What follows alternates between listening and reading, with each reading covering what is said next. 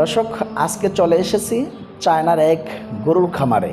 আজকে এখানে একটি চিত্র দেখাবো, যে চিত্রটি দেখলে আপনারা একটু হলেও অবাক হবেন।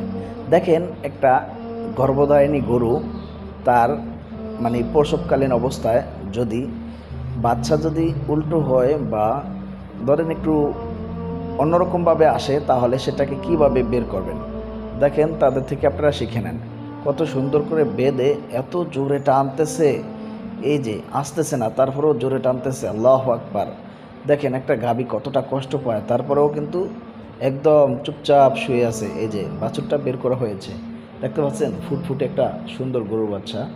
যাই হোক, গাভীটা অবশেষে তার সন্তানকে আদর করে কিন্তু লালাগুলো মুছে দিচ্ছে। এটাকেই বলে মা এবং সন্তানের ভালোবাসা। কত কষ্ট করার পরে গাভীটা অবশেষে তার একটা বাবু পেল। বাবুটাকে সে কিন্তু সুস্থ করার জন্য তার লালাগুলো চেটে খাচ্ছে। আর দেখেন, গাড়িতে করে নিয়ে যাচ্ছে, কিন্তু গাভীটা মনে করতেছে যে আমার নারীসিরা ধন, তাকে কই নেওয়া হচ্ছে। এজন্য কিন্তু গাভীটা তাদের সাথে সাথে কিন্তু দেখেন কিভাবে পাগলের মতো দৌড়ে ছুটোছুটি করে আসতেছে, যে আমার নারীসিরা ধন বাবুটাকে কই নিয়ে যাচ্ছে।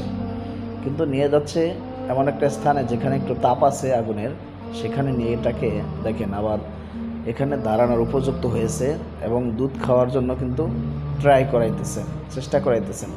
আস্তে আস্তে কিন্তু সে দুধ খাওয়াও শিখে গেছে। দর্শক, এরকম ইন্টারেস্টিং ভিডিওগুলো আসলে আপনাদের কাছে কেমন লাগে? যদি ভালো লাগে থাকে অবশ্যই ভিডিওটি আরও 10 জনকে দেখার সুযোগ করে দেবেন।